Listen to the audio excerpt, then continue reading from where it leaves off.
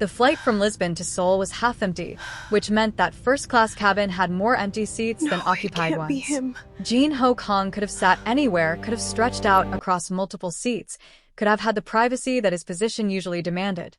Instead, he had chosen a window seat in the middle section, positioning himself where he could observe the cabin without being obviously observed. He was 45, had spent 30 years building himself from street-level enforcer to one of South Korea's most powerful organized crime figures. He controlled operations across multiple continents. Lisbon was just the latest addition to his expanding empire. He had been in Portugal for 6 weeks handling a significant acquisition that involved taking control of a shipping operation that had been too independent for too long. The acquisition had required careful negotiation. The previous owner had been stubborn about maintaining control. It had taken Jin Ho demonstrating what happened to people who resisted his offers to make the negotiation process significantly more efficient. He was returning to Seoul to consolidate the new acquisition into his operations when he had encountered the woman in the airport. She had been at the gate, apparently solo traveler, apparently traveling on business based on her professional attire and her leather portfolio. She had dark skin, natural curls, an elegant bearing that suggested confidence or, at minimum, the performance of confidence. She was perhaps 28 years old, though it was difficult to be precise about age based on appearance alone. What had caught his attention was not her appearance, but her expression. She had been looking at the departures board with the expression of someone who had just received devastating news and was attempting to process it while standing in a public space. He had not thought about her again after boarding. The cabin had been quiet, other passengers reading or sleeping or watching entertainment screens. He had settled into his seat with a newspaper, physical newspaper, which he preferred because it was more difficult to hack than digital media, and had intended to spend the flight reviewing the news while occasionally looking out at the clouds. The woman had boarded late, had moved through first-class cabin with apologies, had taken the seat beside him. She was carrying a leather portfolio, and her expression had not changed from the devastation he had observed at the gate. She had settled into her seat, had declined the flight attendant's offer of champagne, had asked for water instead. And then she had opened her portfolio and had begun to read documents. Jin Ho had not been paying attention until she made a sound. A small sound, barely audible, something between a gasp and a whimper. He had glanced over, not intending to invade her privacy, but simply responding to the unexpected vocalization. She was crying silently, her eyes fixed on the documents in her lap, tears streaming down her face without any apparent attempt to hide them or to control them. Her hands were shaking slightly as she held the papers. On her lap, clearly visible, were legal documents. He could see the header: Last Will and Testament of Margaret Chen. And beneath that, in the body of the document, he could see his own name. Jin Ho's mind fractured. There was no legitimate reason that his name would appear in a will. He did not know anyone named Margaret Chen. Or, he did not think he knew anyone named Margaret Chen. The name created a faint echo in some part of his consciousness. Something from long ago, something from before he had built his empire, something from a time when his life had been very different. The woman was sobbing quietly now, trying to contain her emotion but failing, the tears coming faster as she read through the document. Her fingers traced a section of text, and her hand was trembling badly enough that the paper shook. Jin Ho had made a decision that surprised him. He had spoken. Is everything okay? The woman had looked up at him, apparently startled by the interaction. She had attempted to compose herself, had wiped at her eyes with the back of her hand, had clearly decided that there was no point in pretending she was not deeply distressed. I am sorry. I did not mean to be disruptive. I just received some news that I was not expecting. Death in the family? She had looked down at the documents in her lap. My mother. She died 6 months ago, and the executor of her will just contacted me with some information that she apparently left for me to discover in the event of her death. I am still processing it. What kind of information? She had hesitated, clearly uncertain whether to confide in a stranger on an airplane. But something about his expression, or perhaps simply the fact that he was a stranger and would therefore not judge her, would not know anyone in her life to whom he could report her secrets, had apparently made her decide that sharing was safe. Information about my father. My mother never told me who my father was. She said it was not safe for me to know, that there were reasons she could not provide that information. But in her will, she has left documents for me to discover. Documents that identify him, that provide proof of parentage, that explain why she could never acknowledge him publicly. Jin-ho had felt something shift in his understanding of reality. What is his name? Jin-ho Kang. The name, hearing it aloud, had created a sensation like free-falling. Jin-ho had experienced many things in his life: violence, power, fear, triumph. But he had not experienced the sensation of the ground disappearing beneath him in quite this way. I do not know this man. My mother met him once, apparently, in Lisbon many years ago. They had a brief relationship. She became pregnant, but she never told him. She raised me alone, and she made me promise never to contact him, never to try to find him. She said it was not safe. Jin-ho had not responded immediately. He had been trying to reconstruct the timeline of his life, trying to remember if there had been a woman in Lisbon more than 30 years ago, trying to understand if he had a daughter he had never known existed. The woman had continued speaking, her need to process the information apparently overriding her initial hesitation. The documents she left explain some of his background. They describe him as someone involved in organized crime, someone with significant power and dangerous connections. She writes about why she could never tell him about me, why she could never acknowledge our relationship. She writes about how she decided that raising me alone, without the influence of his world, was the only way to protect me. Do you intend to contact him? I do not know. Part of me wants to know him, wants to understand where I come from, wants to understand the person I am at least partially descended from. But another part of me understands my mother's concerns, understands that reaching out to someone like that could be dangerous. I am trying to decide what to do. She had looked directly at Jin-ho for the first time since beginning to explain her situation. Have you ever met someone and immediately understood that you were meeting the wrong person at the wrong time? Have you ever felt like the universe was correcting a mistake in timing? Jin-ho had experienced something like that exactly once. In Lisbon, 30 years earlier, when he had met a woman who had seemed to exist outside of his world, who had been kind in ways that seemed impossible given the circles he moved in, who had represented something he had wanted to be but feared he could never actually become. He had left her because he had believed that leaving was the only way to protect her. He had not known she was pregnant. He had not known he had a daughter. Yes, he had said. I have felt that before. The conversation had continued for several hours. He had learned about her life. Her name was Maya. She was a human rights attorney working for an international organization. She was based in Seoul currently but traveled frequently for work. She had learned about him. Or rather, she had learned the version of him that he had chosen to present, which was significantly less detailed than the full truth about his life. As the plane had approached Seoul, as they had prepared to land, as the reality of their situation had become unavoidable, she had asked him directly, "Do you know who you are to me?" He had understood then that she had suspected. Perhaps his reaction to his name, perhaps some element of his appearance, perhaps something ineffable in the interaction between them had made her wonder if this was not actually a chance encounter, but something far more significant. "I believe I may be your father." She had cried again, but this time it was different. This time it was processing, it was acknowledgement, it was the collision between who she had been before boarding the plane and who she was becoming by the time the plane landed. The landing had been routine. The deplaning had been standard procedure. But as they had waited in the cabin for other passengers to leave, he had asked her the question that had to be asked. "What do you want from this? From me? From this discovery?" She had considered the question carefully. "I do not know. My entire life I have thought of you as an absence, as someone who did not exist or who existed only as a danger that my mother needed to protect me from. And now you exist. You are real. And I do not know what to do with that reality. I can help you understand. I can provide resources, connections, anything you need. I do not need your money or your resources. What I need is to understand if there is actually anything between us beyond genetics.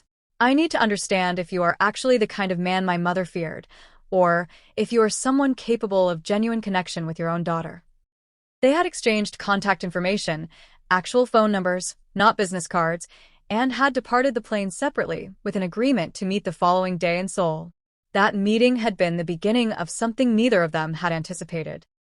Jinho had spent the next several months getting to know his daughter.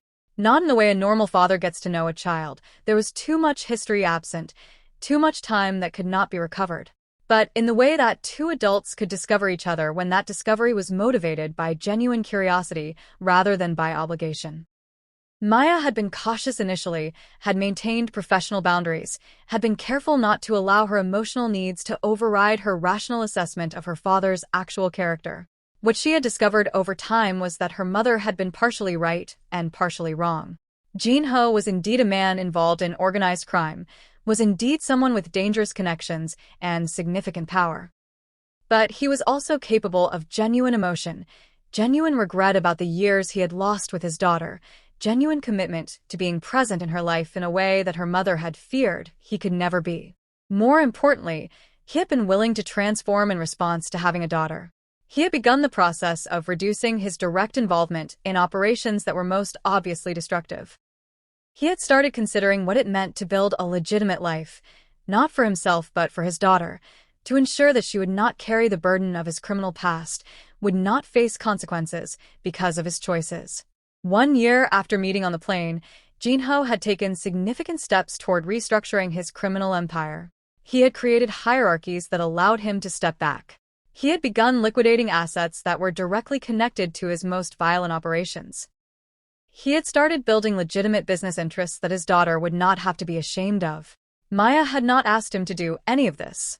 She had not demanded transformation in exchange for having a relationship. But she had made clear that their relationship would be limited if he continued to operate in ways that caused harm to vulnerable populations. And Jinho, discovering that having a daughter created unexpected emotional stakes, had found himself willing to make changes that no amount of law enforcement pressure or business adversity had ever motivated him to make. 3 years after the chance encounter on the airplane, Jinho had essentially completely extracted himself from organized crime. Not through dramatic departure, but through systematic reduction of involvement, careful succession planning, ensuring that his departure did not destabilize operations, but simply removed his personal participation. He had retained legitimate business interests, real estate, technology, finance, things that generated wealth without requiring the exploitation of vulnerable people. And he had become, to the extent that such a thing was possible, a present father to the daughter he had not known existed until she had sat beside him on an airplane holding her mother's will. Maya had helped him understand what his life could be if he chose differently. She had challenged him about the consequences of his choices, had refused to allow him to hide behind justifications or rationalizations. She had insisted that knowing her, being her father, meant understanding that his actions affected real people, real families, real lives. Your business decisions are not abstract, she had told him. They affect actual human beings. They affect families like ours would have been affected if my mother had not kept us away from your world. Every person you exploit, every community you harm, is someone's daughter, someone's mother, someone's family. He had heard her. More importantly, he had acted on what he had heard. 5 years after meeting on the plane, Jinho gave a speech at a conference on organized crime rehabilitation and transition to legitimate business. I spent 30 years building a criminal empire. I spent 30 years believing that my power was justified, that my choices were necessary, that the harm I caused was simply the cost of doing business in my world. And then I discovered I had a daughter I had never known. And suddenly, the abstract consequences of my choices became very concrete. The people I had harmed, the families I had destroyed, the communities I had exploited, they were no longer abstract. They were real. He paused, looking out at the audience. I did not change because I was arrested or because law enforcement pressured me. I changed because my daughter showed me what my life could be if I chose differently. And because I understood that the greatest power I could exercise was not power over other people but power over my own choices, my own trajectory, my own future. He paused again. I cannot undo the harm I caused. I cannot restore the years I lost with my daughter. But I can use the remaining years of my life to build something different, to create legitimate opportunities, to support people who are trying to transition out of the world I am trying to leave. Maya, sitting in the audience, understood that her father was still in the process of becoming the person she needed him to be. She understood that transformation was not complete, that it would likely never be complete, that he would carry the consequences of his choices for the rest of his life. But she also understood that he was genuinely trying, that sitting beside him on an airplane, reading her mother's will, discovering his identity, had created an opportunity for genuine change. Not just for him, but for the people he would no longer harm, the communities he would no longer exploit, the families he would no longer destroy. 10 years after the airplane encounter, Jin-ho had become a voice in his own country for organized crime rehabilitation and transition to legitimate business. He had written about his experience, had spoken at universities, had worked with law enforcement to help other crime figures understand what transformation could look like. And he had built a relationship with his daughter that was genuine, that was not based on obligation or on attempting to recover lost time, but on mutual respect and on shared commitment to building something different. Maya had become a human rights attorney specializing in cases involving victims of organized crime. She had worked to expose corruption and exploitation, had used her platform to demand accountability from people and organizations that harmed vulnerable populations. In some ways, their work was in opposition. He was working to transform organized crime from within. She was working to expose it from without. But they were both working toward the same goal, a world in which organized crime did not exist, in which vulnerable people were not exploited, in which families could be safe. On the anniversary of their first meeting, they sat together in a coffee shop in Seoul, not far from the airport. "Do you ever wonder what would have happened if you had not been on that flight?" Maya asked him. "Every day. If I had not been on that flight, I would still be building my empire, still believing that my power was justified, still causing harm to people I did not have to see, did not have to acknowledge as human beings. I would have lived the entire rest of my life without knowing you. My mother wanted to protect me from you. She was afraid that knowing you, being connected to you, would damage me or put me in danger. But I think she was also protecting you from seeing the consequences of your choices reflected back at you through your own daughter.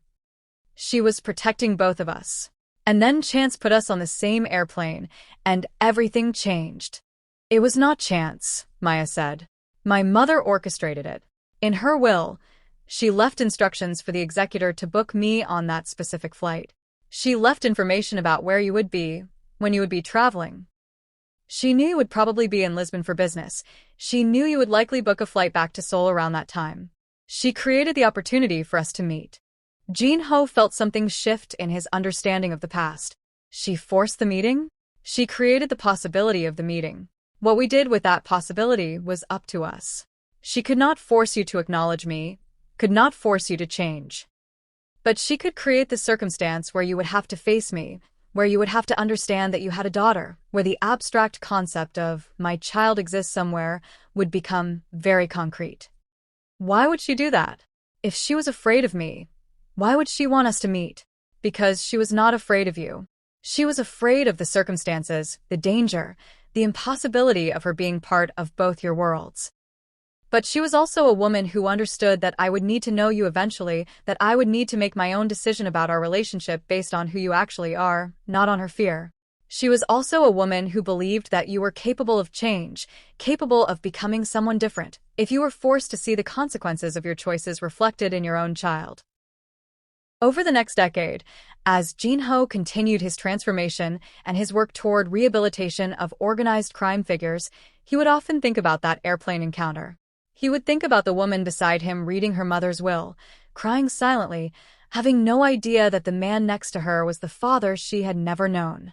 He would think about the fact that his entire transformation had begun with chance, or with what appeared to be chance, but had been deliberately orchestrated by a woman he had loved once and who had apparently loved him enough to believe he was capable of change. He had not deserved that belief.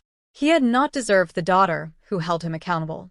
He had not deserved the opportunity to become someone different. But he had been given that opportunity. And he had chosen to honor it by using the rest of his life to prevent the harm that his previous life had caused.